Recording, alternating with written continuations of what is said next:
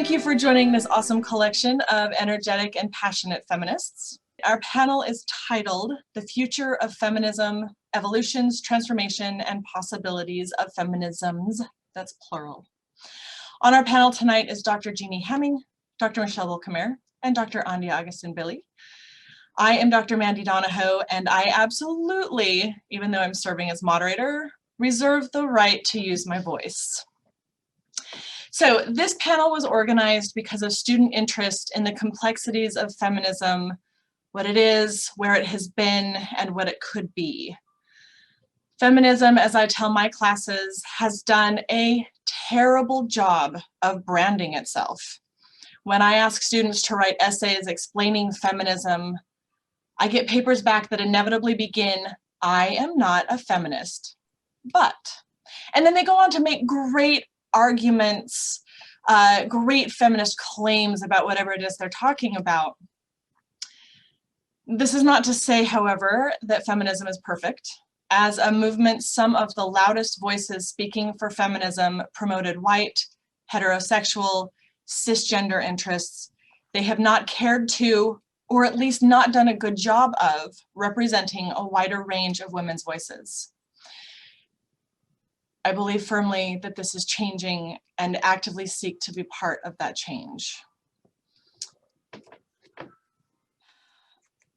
In doing so, what I appreciate about feminism, in addition to, first of all, starting by taking women's lives seriously, secondly, seeking equality, and third, challenging patriarchy, is that it highlights sources of empowerment and challenge that we don't necessarily see when we take for granted the traditional or historical, those kinds of words I love to hate as an active, curious feminist, these historical stories about the world around us. For example, an anecdote from my own research on Northern Ireland. In the late 60s, in response to paramilitary terrorism, in particular the Irish Republican Army, the British military locked down a neighborhood known as the Falls because of suspected IRA activity. They literally barred people from traveling in and out. They instituted a curfew, making it impossible for families to go to the grocery store, people to go to work, kids to go to school, while they searched and tore up houses looking for weapons. This was known as the Rape of the Lower Falls, because of the ways that this outside power forced its way into people's private spaces in their homes. The lockdown ended, however, and this is the cool feminist part of the story, when women from a nearby neighborhood, armed with milk and bread, forced these military men, and they were all men, forced these military men aside and marched into the community. The military likely would have stood up to men if it had been men marching, demanding entry. They had done it before, and riots were the result. But for women, exercising solidarity, support, and compassion, the barriers were removed, and the needs of the community were met. The people were fed. What I value about feminism is that it helps us focus our attention on stories that don't always get told, stories about solidarity, stories about alternative forms of power. Despite the fact that these stories are so important to our own history, these are the stories that feminism helps us to capture. So, our panelists tonight will address two questions, and they will try to be brief, and then we will open the time to Q&A. So please think about what you'd like to hear them speak on. Without further preamble on my part, let's turn to Drs. Hemming, Wilkemer, and Abe in that order, if that's okay. First, if you would please share with us your biographical discovery. What is your feminist coming to reckoning or coming out story? So I'm talking about this first question, right? Mm-hmm. Okay, cool. Well, first of all, thank you for inviting me to participate in this. It's so invigorating to be a part of a group of thoughtful women talking about these issues. It's lonely sometimes to be a feminist.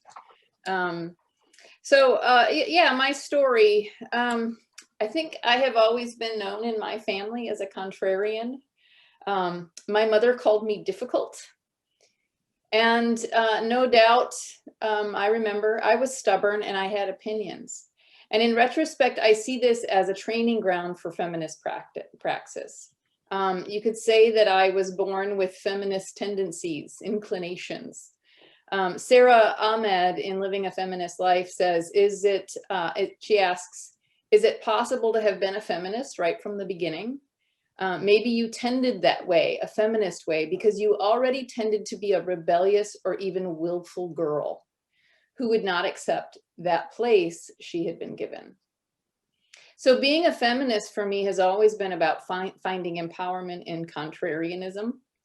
If gender is defined as a restriction of possibility for men and women, then feminism is maybe straining against those restrictions and in the process necessarily becoming, to quote Ahmed again, a site of disturbance, a spoil sport who disrupts the smooth flow of normative operations, the old standard girls being girls and boys just being boys that we say to dismiss bad behavior.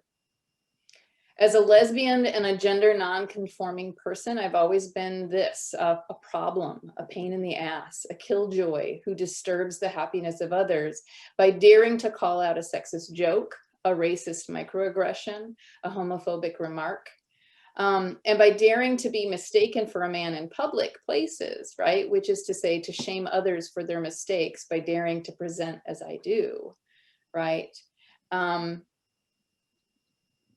This is the birth of a feminist praxis, right? Is to not shy away from those things.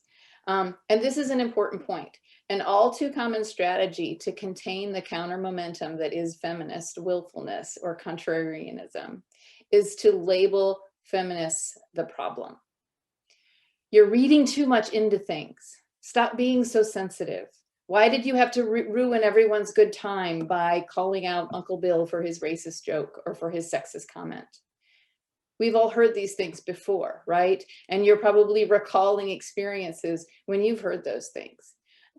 So to me, that's where my feminism tends to sort of rear its head the most. And those are often uncomfortable moments, but those are also really important moments.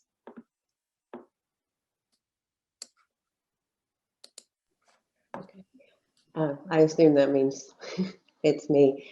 And my story is less eloquent and more raw than Jeannie's. And I'm going to be very honest. I grew up in a very patriarchal home. I'm going to give you two examples just of how it was so. I've bitten my fingernails my entire life. And when I was 11 and just about to hit puberty, my father pulled me aside and offered me $100 a fingernail if I would stop biting them because, and I quote, "No man will ever want you if you keep doing that." So I nodded and I went into my room and I bit my fingernails until my fingers were bleeding and pretty much have stuck to the habit ever since. I was furious, hurt, I guess, in some ways. And I started to think, am I interested in someone who's just interested in my fingernails? It felt flimsy, wrong, bad. And I found that I had gotten the habit of hiding them at the same time that I kept biting them. So it bothered me. It also bothered me that we weren't allowed to, as per my father's orders, eat a lot because you weren't allowed to be chunky. So we had a stash of junk food in with the laundry detergent in the basement because my father didn't know that you actually did laundry. So it was very safe to go down into the basement and do the laundry, which by the way was never a problem at our house for volunteers. Go down, do the laundry, and have snacks that you weren't allowed to have in public. So there was this whole shaming thing. And I think I vowed pretty early on that I wasn't gonna essentially be made to feel that way. I didn't understand it exactly. I just felt hurt and angry and shamed by it and rebellious. All of us were about it. And then when I got to college, I started taking classes and reading. And my favorite class that I learned the most about was called Japanese Women. And my dad wouldn't pay for it because he thought it was stupid. And so I had to pay for it if I wanted to take it. And it was in that class when I learned about other women's struggles, so that I could start to see the feelings that I felt growing up in them, because men, specifically sometimes their fathers, were telling them how they were supposed to be and look and feel in the world so that they would be acceptable to other people. And as I started to figure out that I didn't want to be that I wanted to resist against the notion that I had to be acceptable to someone else first. And as soon as you become aware of that and you start to read and start to understand how gender is relational, your position in it, and you start to push back against it, it feels empowering and fantastic. And you realize the only way to win this game is actually to change it. And yet it's terrifying. It's still scary sometimes, because if you resist what you're supposed to be to get the approval and acceptance, you resist. Sometimes you give up opportunities. Sometimes you give up friends. Sometimes you give up a feeling of being accepted, which is what Jeannie was referencing when she says it's lonely. And so you're kind of caught in this sense of being empowered and resisting, and then also being fearful and a little scared to do the resisting, and yet knowing you have to. So it's complicated. It's my story.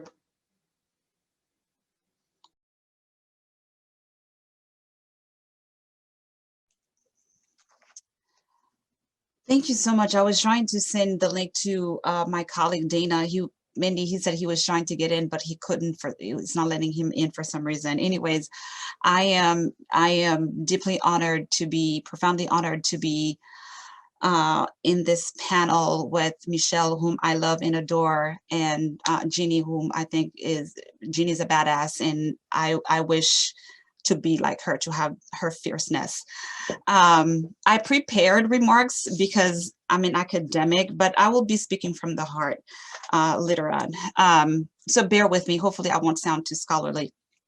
I came to feminism in Haiti, my birth country. I came to feminism through my mother, an educator and a pastor's wife. I came to feminism through acute observations that rules did not apply to boys and men the way they did to girls and women. I came to feminism as a feminist, and that echoes Jeannie's rebellion and opinionated young self. I came as a feminist who had not acquired the language and methodology of mainstream feminism, who had not mastered the history nor agreed with the manicured distinctions of first wave, second and third wave feminisms, yet who has observed and participated in challenging the status quo with, I guess, my rebellion and my opinions that are unwelcome and whatever. Why, you may ask? Simply put, my experiences as an immigrant and a Black woman have not historically been placed at the center of mainstream feminism.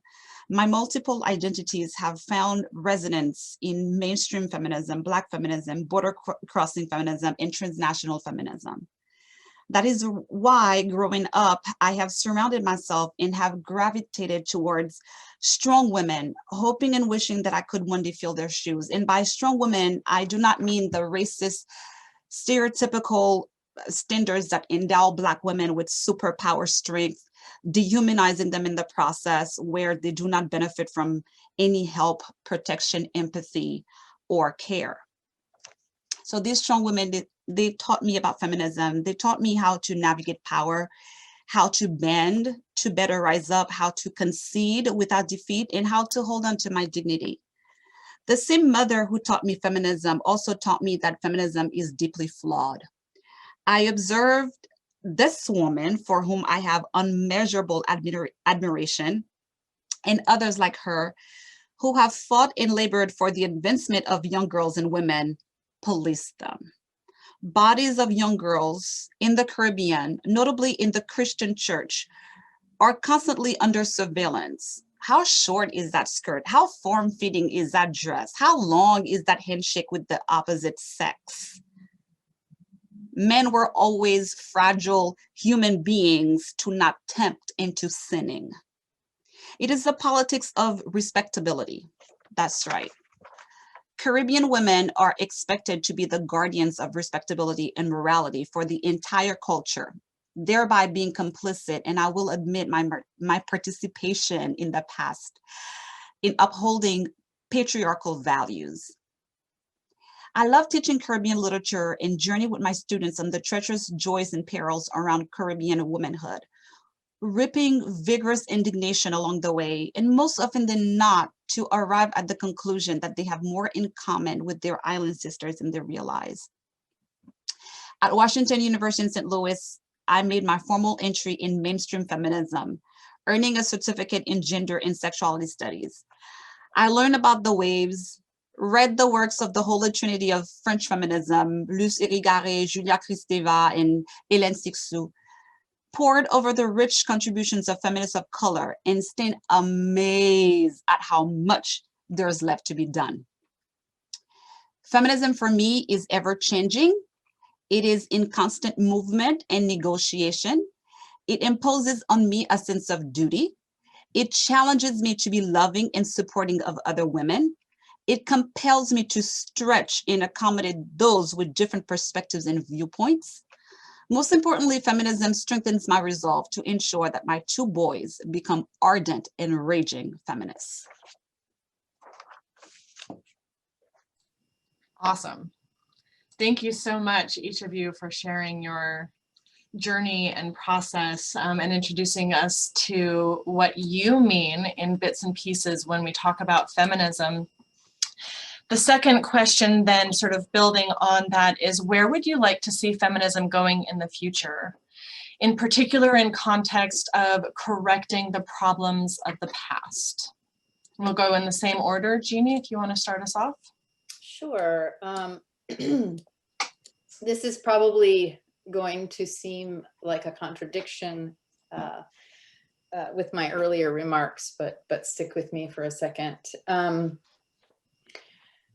The president of feminism right now, I think the president of feminism, the president of anti-racism is angry, and it should be. It's tired, and it should be. And so when I think about the future of feminism, when I contemplate what's next, I hope, right, that the future of feminism is open, that it leaves room for transformation and connection. And that's why I say that maybe it seems like a contradiction to the idea of embracing the role of killjoy, of contrarianist. We can be both, and we can demand better of the world and also show compassion. And so I'm thinking here of kindness, and maybe not trying to ruin people's lives because they have a mental illness or fail to cope in a single moment, which is something that we see happening with cancel culture. The Karen who we're so eager to shame and scorn is, after all, when looked at from a different angle, an invention of sexism and intolerance, of an ugly impulse to judge others and to shame others to make ourselves feel more powerful. And I'm tired of it. I'm done with that. And I think we need to find a better path. A recent example is the woman in Target, right? She was frustrated and angry and upset and had something like a breakdown of her mental health, and, acted out in a very public way and lost her job and lost her career and lost relationships with people. And I don't, we are all the accumulation of experience and action, but it's important that we also acknowledge that we all have the capacity to change, to become other than what we are in any particular moment. And that just feels really, really relevant to me right now. Sarah Ahmed, who I reference often because she's a hero of mine, reminds us that, quote, "There is no guarantee that in struggling for justice, we ourselves will be just. We have to hesitate to temper the strength of our tendencies with doubt," end quote. So let me be clear. I absolutely believe that some people show us over and over who they are, and evil people must absolutely be called out and canceled. Marilyn Manson. We need to stand and fight and say in a loud voice, "Not here. No, we won't tolerate this." But we must also make room for compassion, healing, and change. And so the future of feminism is one that resists the lure of purity politics, the naive demand for a perfect ethical state from ourselves and from others, which is in the end impossible to achieve. Purity politics is easy because it's unproductive. It's a convenient excuse to disengage from the hard, messy, sweaty work of feminism. But purity politics also does damage. In her book, Against Purity, Living Ethically in Compromised Times, Alexis Shotwell argues that, quote, purity is simultaneously inadequate, impossible, and politically dangerous for shared projects of living on the earth, end quote. So instead, if we want a world with less suffering and more flourishing, it would be useful to perceive complexity and complicity as the constitutive situation of our lives, rather than as things we should seek to avoid. And so the future of feminism that I yearn for is one that expects us to stay with the trouble, to quote Donna Haraway, to sort of live in the messiness of human relationships, and to be open and compassionate and kind, even as we demand better from those around us and from ourselves. I do want to mention just briefly before I finish my archive. I want to make sure people have an opportunity to read some of these incredible feminist texts that are so important to me. Sarah Ahmed's Living a Feminist Life is really important to me. Donna Haraway's book, Staying with the Trouble. And then N.K. Jemisin is someone I've been reading lately, and she's just awesome. And her book, How Much Longer Till Black Future Month, is something that everyone should read. It's a collection of science fiction short stories that will just really challenge your views of things. Anyway, I end my remarks there. Thank you. Okay, I want to make two central points when I talk about what I hope the future of feminism will be. And because I'm a sociologist, they both have to do with gender as a system for organizing not only society, but interaction, and sometimes but our individual psyches too. So the points that I will make are in reference to how we need to change that systemic gendered power relations across all the levels of society, from the individual to interaction to institution. And I want to, the first point that I want to make is that I hope that feminism from this point as we go forward will learn from its past mistakes. If you read some of, for example, a great sociologist who studied the feminist social movement is Verda Taylor, and she talks about very clearly how feminists undercut themselves by making the movement very white, very heterosexual, and by trying to garner support amongst sort of mainstream culture by denigrating other subordinate groups of women effectively. So women of color, anyone who wasn't a straight woman, and then certainly there was a class base to it as well. So the idea was that instead of joining together, have all subordinated groups join together, work together, understand they have common cause and common love, they sort of push them out to try to make more progress, and they undercut themselves. And so one of the things that we see sociologically, without a doubt in social research of all marginalized groups, is when we pit one marginalized group against another, then what we end up doing really is empowering the elites. And there's a big long process that I won't go into behind that, except to say that when people in power work by pitting a subordinate group against another subordinate group, so they think the subordinate group one thinks that their problems come from subordinate group number two, and if they just keep fighting, then the powerful get to do whatever they want. And so I hope that the future of feminism includes bringing all sorts of groups into the discussion about a socially just and fair world where Jeannie won't have to ruin anybody's party. So that's one part of it.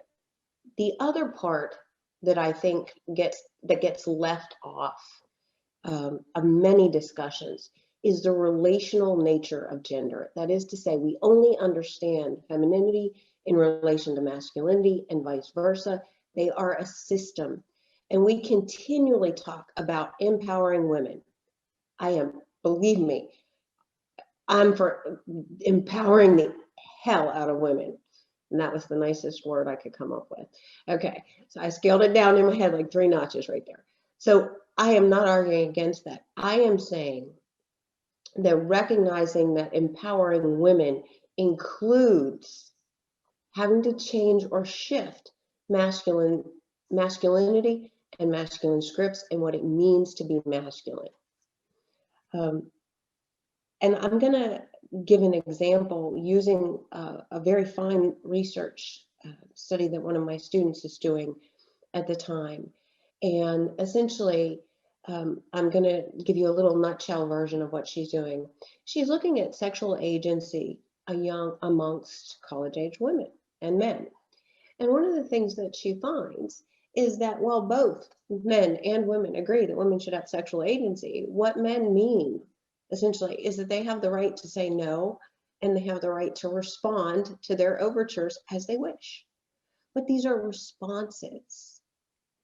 In other words, what she's finding is that agency is the right to respond as you wish, not demand as you wish.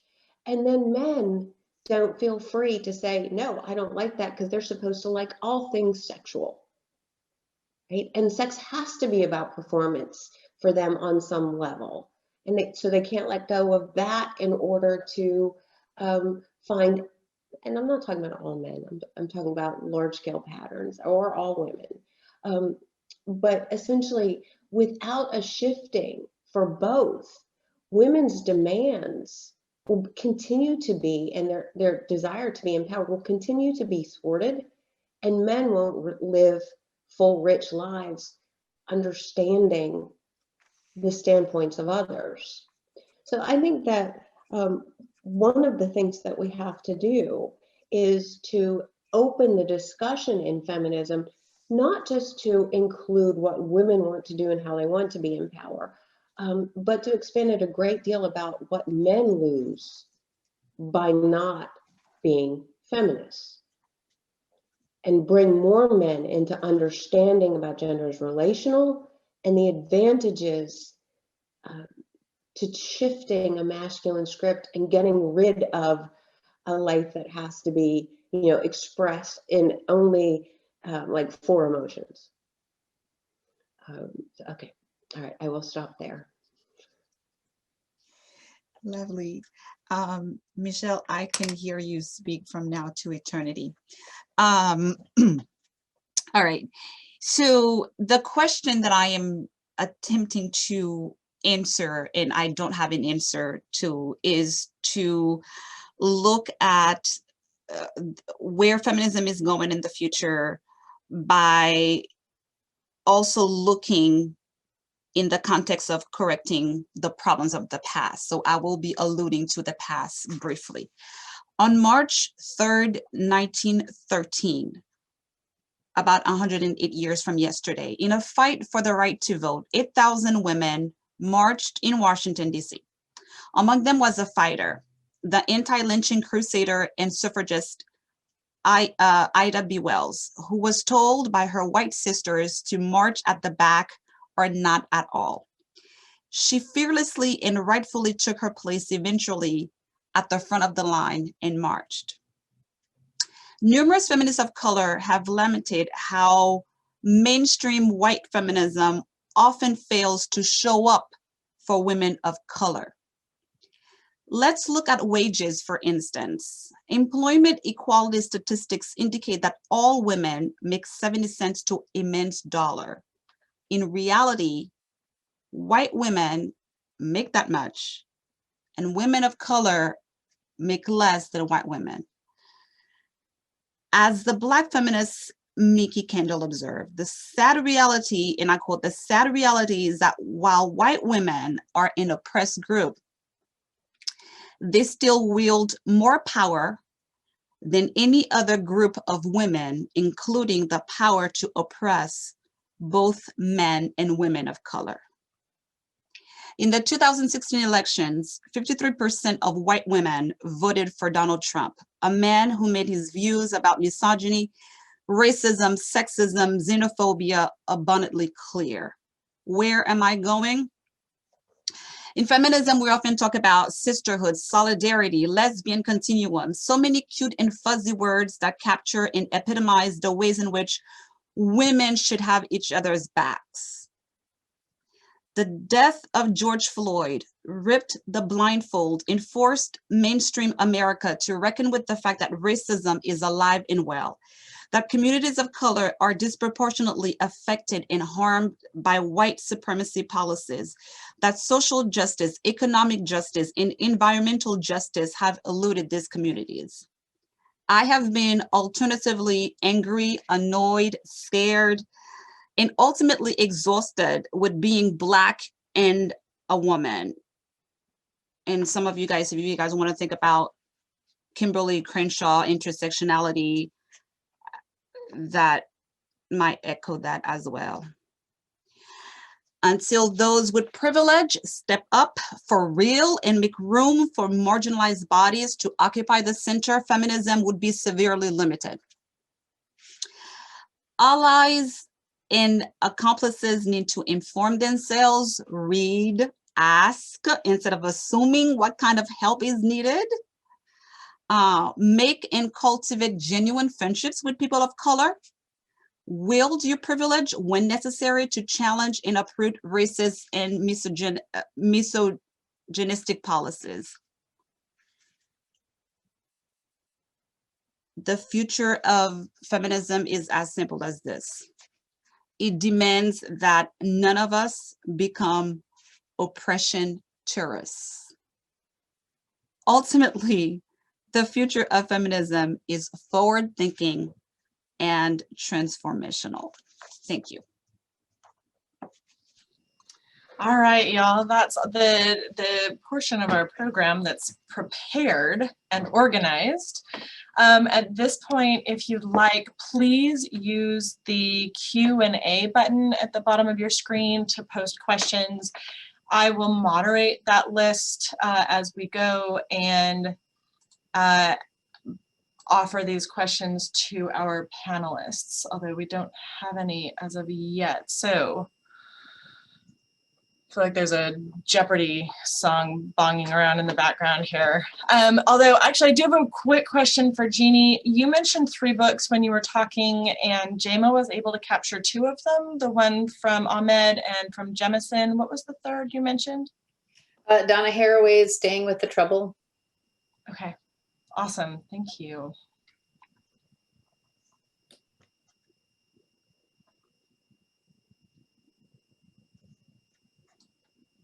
I want to make a maybe a point of connection that I wouldn't have made if I weren't a witness to a really wonderful teaching demonstration today about disability studies, but it connects to Andia's point about what women of color need from white women, white feminists, and you said to ask, right? The reference today, and I'm not going to be able to come up with the author's name, but the book was called Staring, and it had to do with how we, the sort of visual disturbance that is the experience of encountering somebody with a disability and not knowing what to do, right? And so we can look, which is can be perceived as rude, or we can look away, which is also can be perceived as a kind of erasure, right? And we have not been good. Rosemary Garland Thompson is the author. Thank you, Emily. We have not been good at developing strategies to engage with those we want to be in solidarity with, but whose standpoints are different, right? To refer back to something Michelle said. And I think that that's really important. We need to stop shying away. We need to stop looking away. We need to stop shying away from conversations that can be uncomfortable, right? But that will help us sort of connect with each other in really important ways. Is that making sense?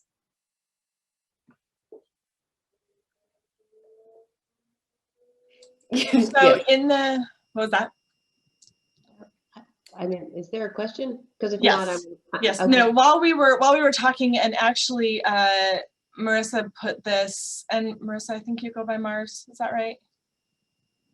Deeply hopeful I just said that right. Anyway, asks a question. She put it originally in chat and then moved it to the Q&A, which I appreciate. Why is the Karen quick to be dismissed and sneered at, but the Chads of the world are funny and tolerable? Absolutely no reflection to our very own, very lovable, very actively feminist and engaging Chad Fullwider. But why do we dismiss and sneer at the Karens, but we love and tolerate the Chads? Because sexism.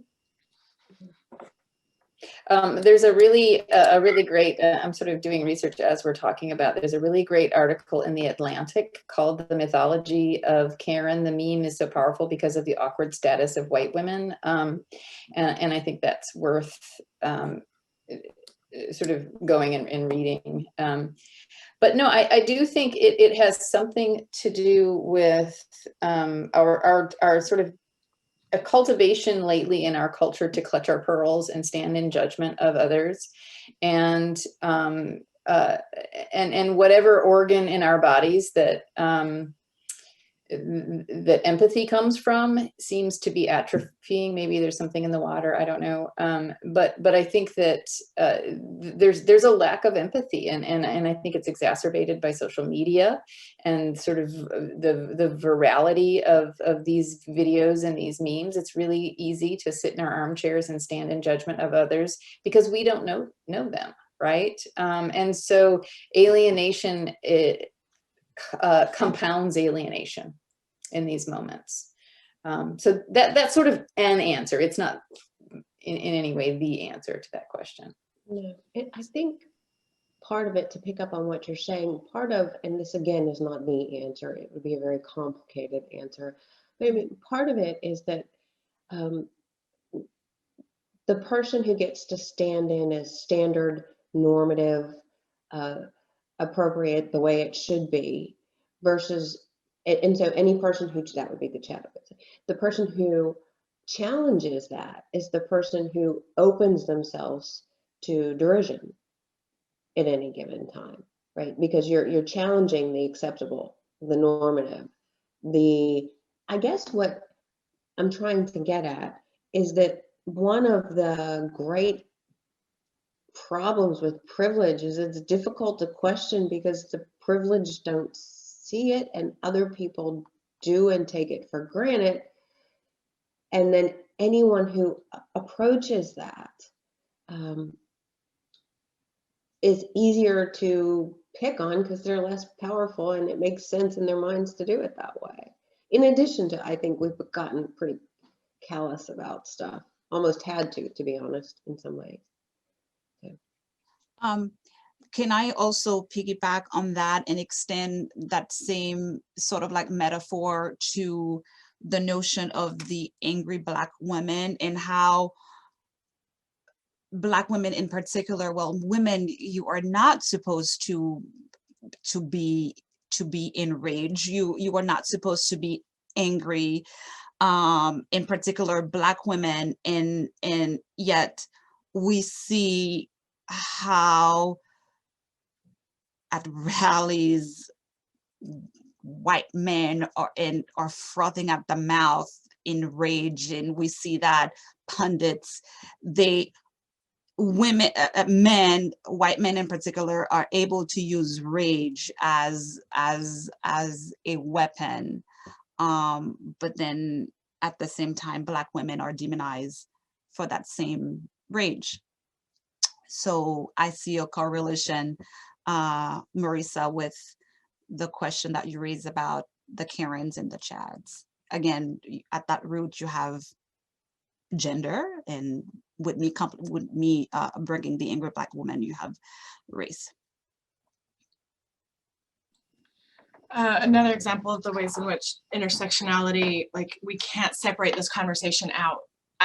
Let me say that differently. We could definitely separate this conversation out from intersectionality, and then we lose sight of all the voices that many of us are hoping to be working with and fighting alongside and supporting and engaging. And so for me, feminism is deeply tied into conversations about intersectionality, that it isn't just a particular vision or view of what woman is, but that it's more about drawing attention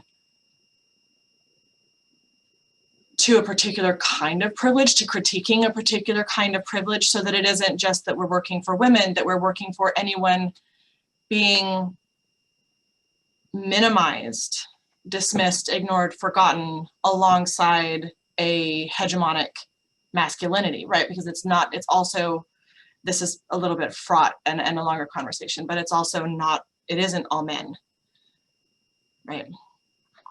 Okay, so we have sparked a handful of questions in the Q&A, and I also got one in text that I'm gonna ask first. Moderator privilege, that's me acting on my privilege, I suppose. Can I interrupt for a Sure. second? Okay, before you get on the next topic, I wanna point out that some of what Andia was just discussing is what I was talking about in the future, when we were talking about the future of feminism, in terms of subordinate groups being splintered apart and sort of at loggerheads with one another, because it is difficult sometimes, even for women who consider themselves ardent feminists, to understand.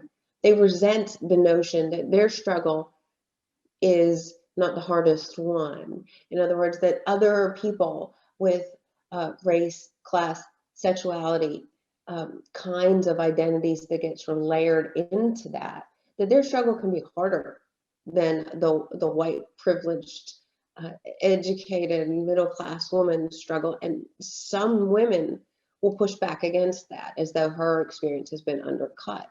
So part of what I think, and I'm not talking about academics per se, but I'm saying in sort of a wider culture, we have to be able to hear struggle without one invalidating the other better than we are, I think. I think one of the strategies that we see, that I have seen, is this sort of move to relatability. Oh, I can totally, you're reading a book about the experience of a person of color, a woman of color, fiction or nonfiction, and the sort of sensitive white person room. Oh, I can completely relate to that struggle. It's like, well, but you can't. And I know that it feels safe to want to relate, because relatability is a way to, it feels like you're listening and it feels like empathy, but it's also a little bit of appropriation. I was in a reading group recently. We were reading a book called Bandwidth Recovery, which is about how minority students have a harder time in school, and success in college is more difficult for them because of all the things that sort of steal their bandwidth, right? And a very educated white man in the room said, oh, I completely relate to that. I have just really suffered from bandwidth depletion. It's like, oh, sure, everyone does, but not in those same ways. And in your effort to relate, you're undermining the argument that some people's situation is different in important ways that we need to talk about and deal with. I'm sorry, I don't want to hog the conversation. We can move on to the question. Okay, so a student asks about reconciling feminism, and in particular, this idea that white women want to free Islamic women from the hijab. So how does feminism maybe sort of reconcile itself with these sort of push-pull impulses maybe, or visions of what that looks like. I'm going to start, if that's okay. Have not ever experienced wearing a hijab. I will say that the idea of it challenges me. That's speaking from my own experience, from my own version of what I want my public life to look like. Academically, however, I have studied a number of, and so now this is me one step removed from that, or several steps removed from that experience, but academically have studied Islamic feminists and read a great deal about the ways in which the hijab is interpreted in their lives, in their writing, in their feminism, to be liberating. And I think that could be for a number of reasons, religious or social, or to walk publicly and be confident and feel secure and be happy in the way that you are approaching the world, right? However you see, wherever you see that.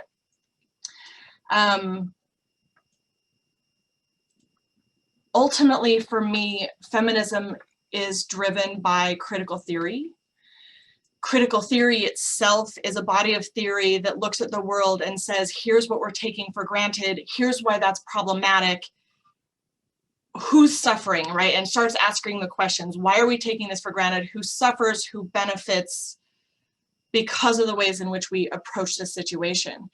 In all of that, and I'm super shorthanding, so I'm sorry about that, critical theory is also emancipatory. The goals of critical theory are to liberate those who, or to encourage, to support people liberating themselves.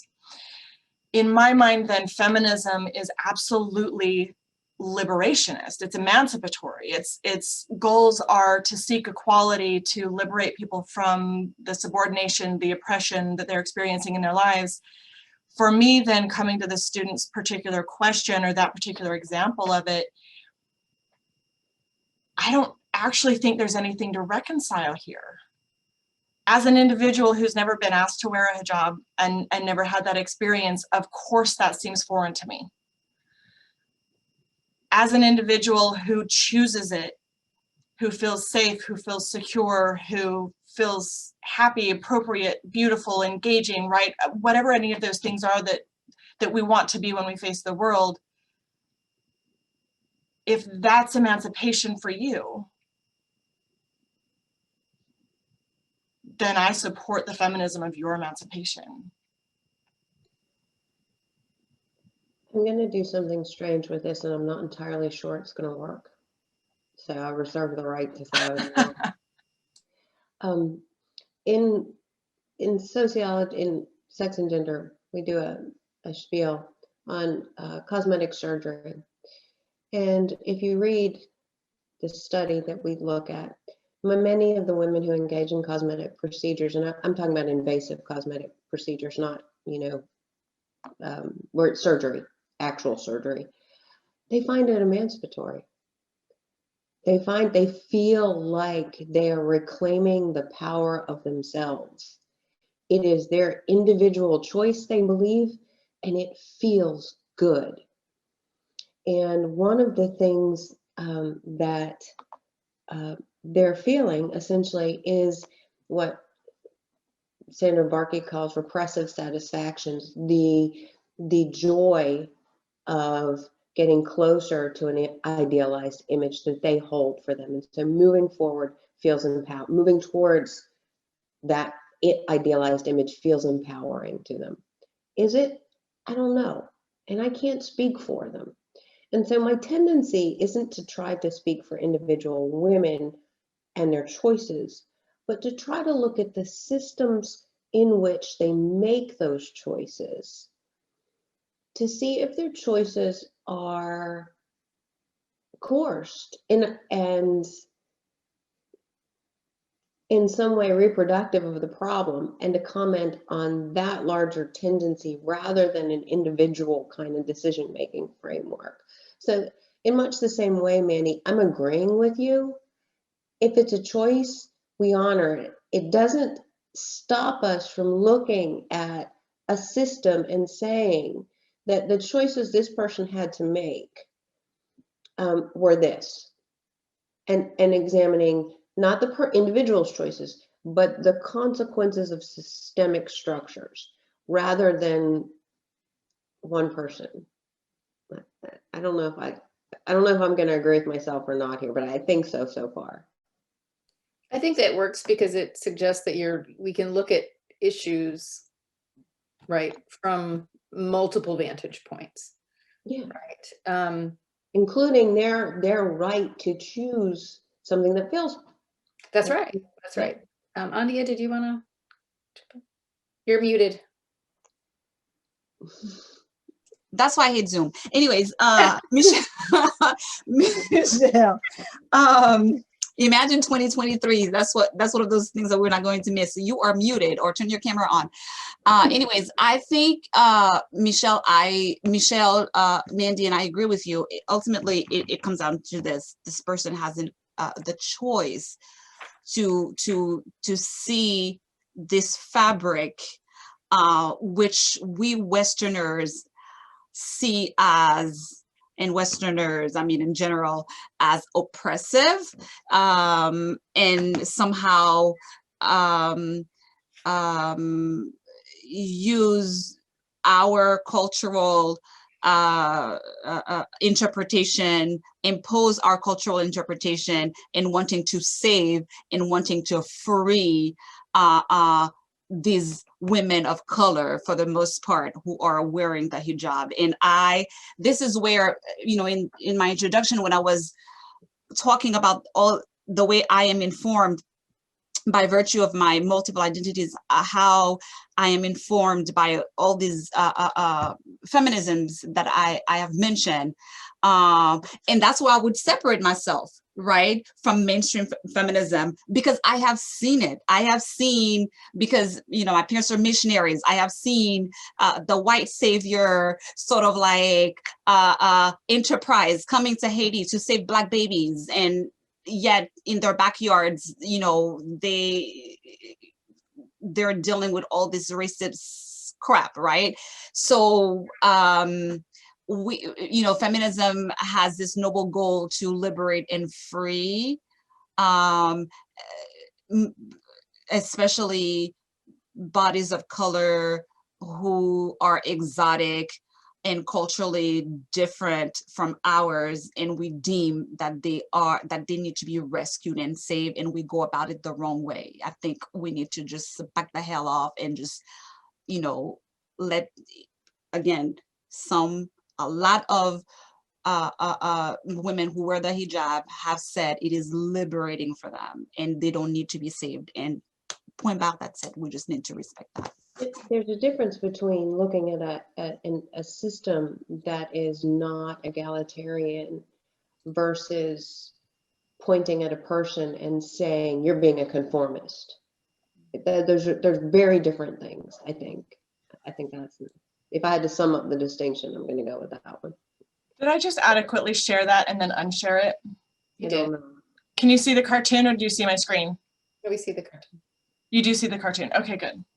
Well, it's interesting to me that where I started on one of this, and then Michelle's answer was like the other version of this, sort of represented by this cartoon, but that we're each talking about the ways in which we respond to whatever the expectations are in our given social and political worlds, right?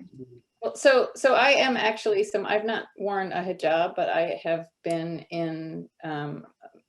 spent time in a Muslim culture and have worn a head wrap out of respect and deference for the women who invited me to participate in one of their ceremonies celebrating the birth of a child. And I felt uncomfortable, but I didn't feel uncomfortable because it was a different religious practice or anything having to do with sort of Western ideas about feminism, I felt uncomfortable because it felt very, I would have felt just as uncomfortable wearing a skirt. And so I want to use the notion of containment to think about this, right? Me wearing a skirt, or certain expectations about the way I should dress because I'm a woman, feel like containment. They feel like my life is and my presentation is being directed in ways that are not comfortable to me. And it's in those moments that I feel my outsiderness, my otherness most. But some people put on skirts and don't feel that. They don't feel contained by that presentation. So I think the idea that a woman is,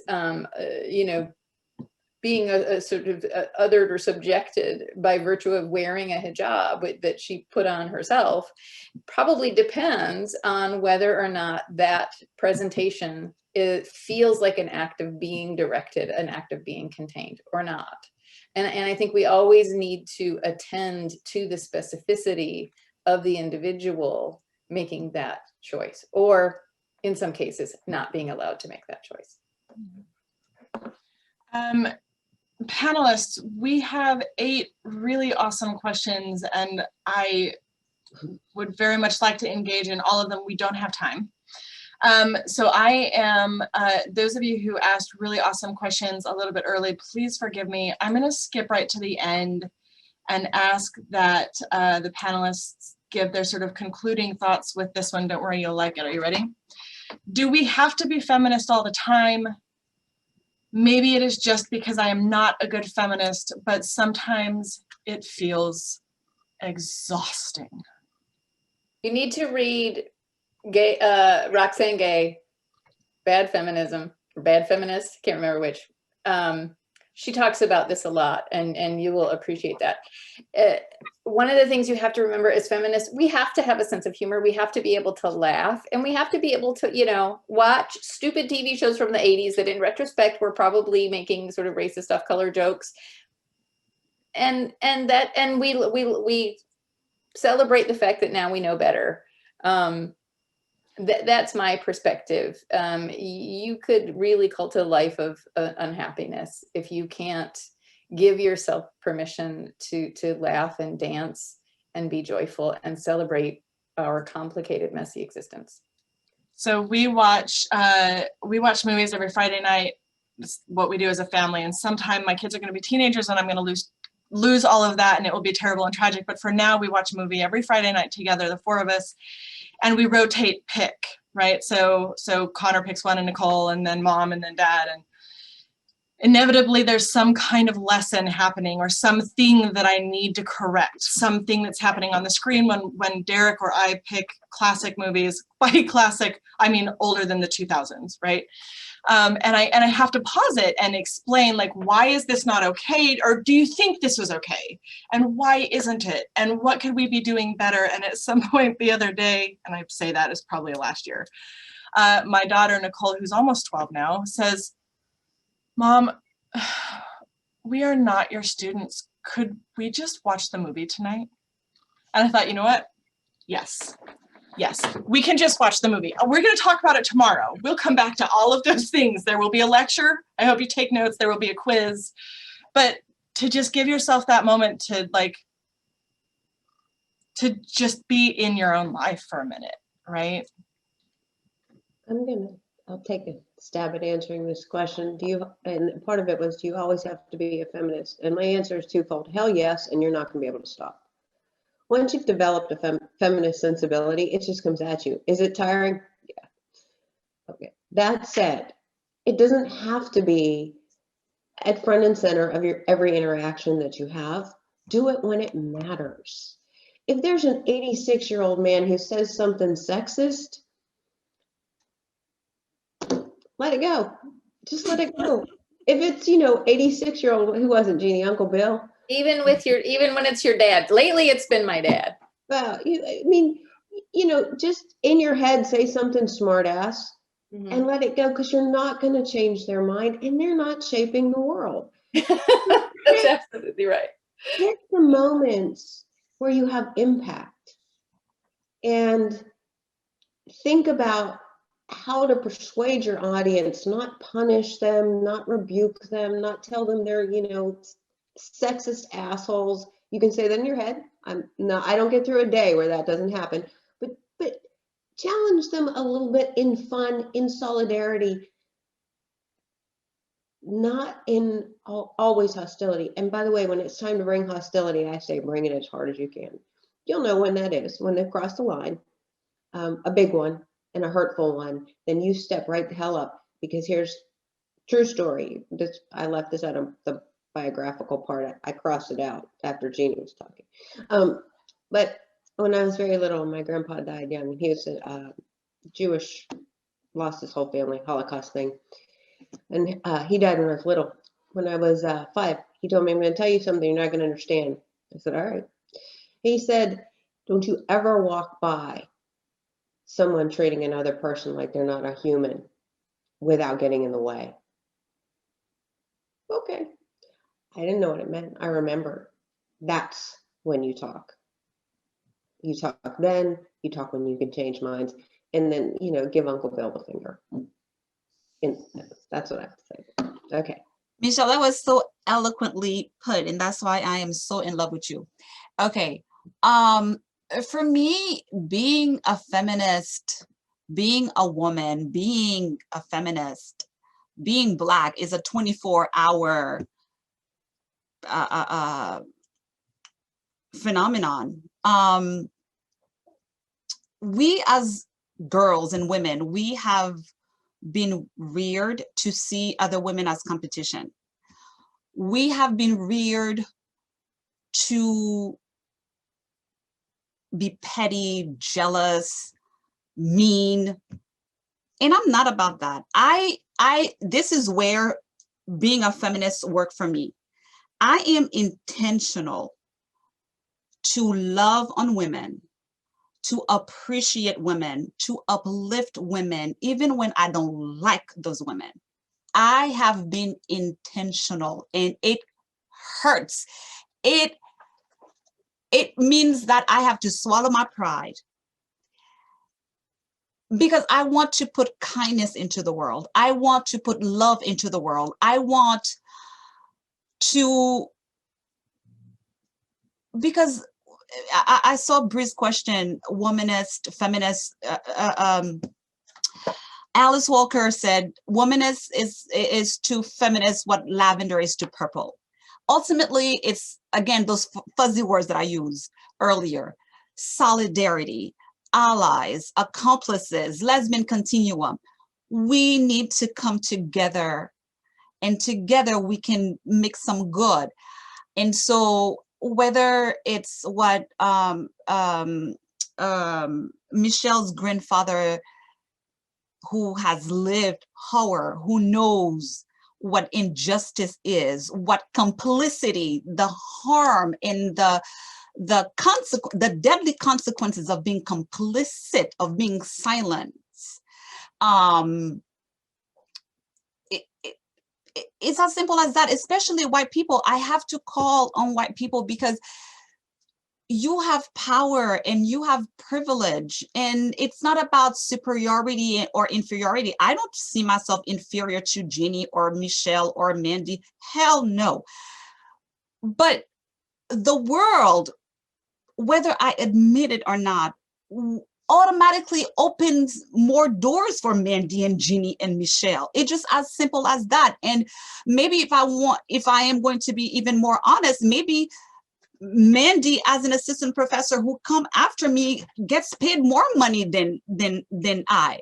It's as simple as that. That's how the world is. I cannot do anything about it to change that. But what I can do is, again, put love into the world, put kindness into the world, and embracing each other. I love this panel. I love the fact that we come from different fields and different perspectives, and yet we are, whether we each come to feminism and approach feminism and act on feminism from different angles and different experiences, backgrounds, but ultimately the goal is the same. and it can be exhausting, but like Michelle said, once you have developed that sensibility, it's natural, baby, and you just have to roll with it. I want to add to what Andy is saying that, and this is for students, what you're learning here will give you choices. It will allow you to see things. You will be able to pick your paths. It will give you, your secondary education will give you the ability to shape things in ways that other people do not. And it is a tremendously empowering, liberating thing. It also creates an obligation and a recognition that is painful. You don't get to just have the empowerment. You have to have the responsibility. And with the responsibility, and what you see, comes the burden. And I don't know any way around it. Mm-hmm. If anyone figures that out, though, definitely drinks on me.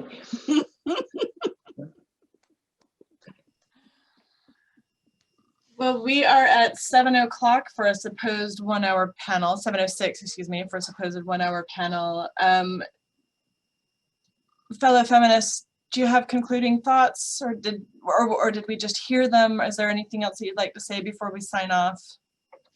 Somebody wants to know whether this discussion will be posted anywhere. I was just typing an answer to that.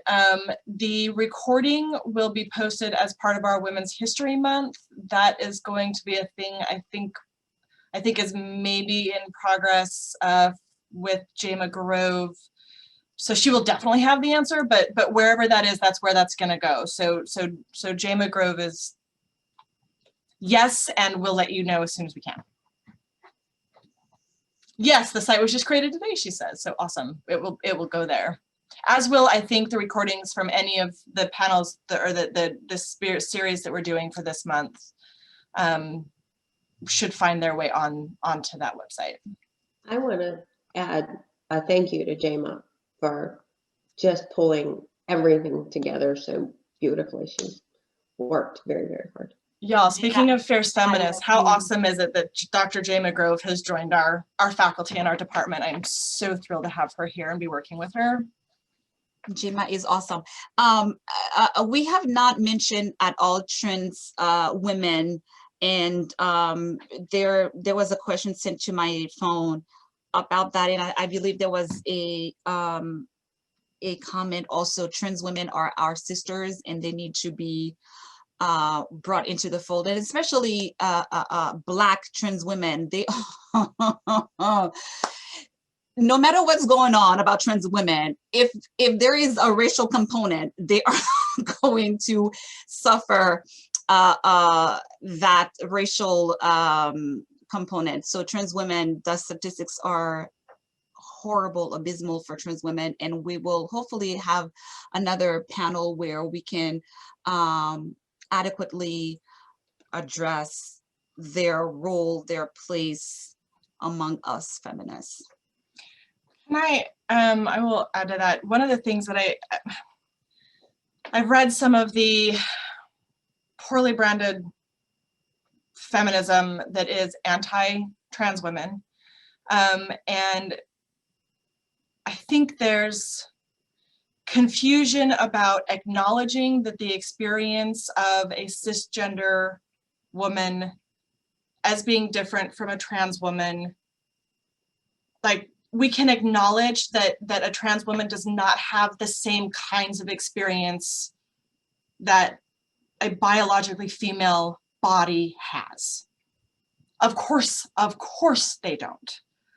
But if feminism seeks equality, then we need to seek equality, and that's everybody, right? Regarding of whether or not we have the same kinds of embodied experiences as women. To be a trans woman is also to need the fight against patriarchy, the solidarity of women, to need the fight for equality. And And I am sorry that we didn't have more time to bring that up. And so Andi, I appreciate you bringing that in because that has not been part of the conversation yet. But equality means everybody, everybody.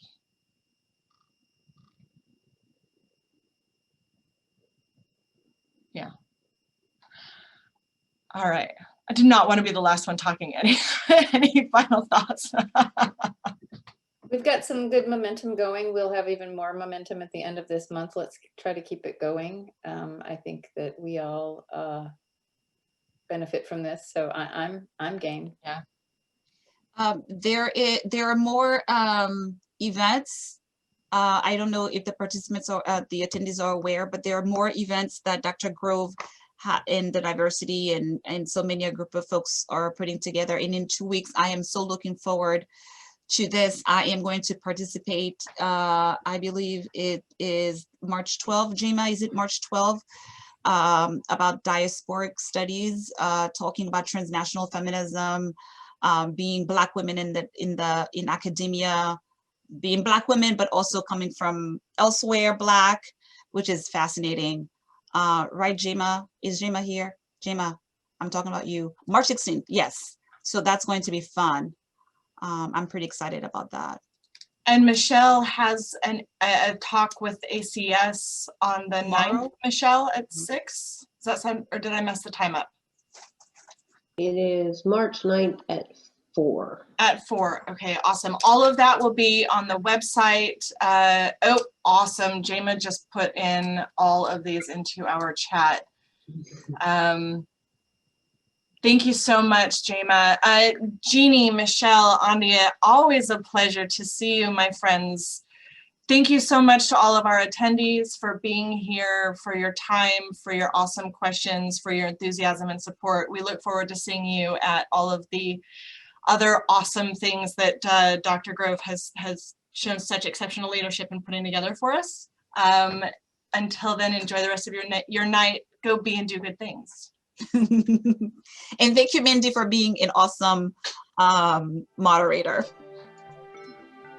Absolutely. Bye, everybody. Bye. Bye.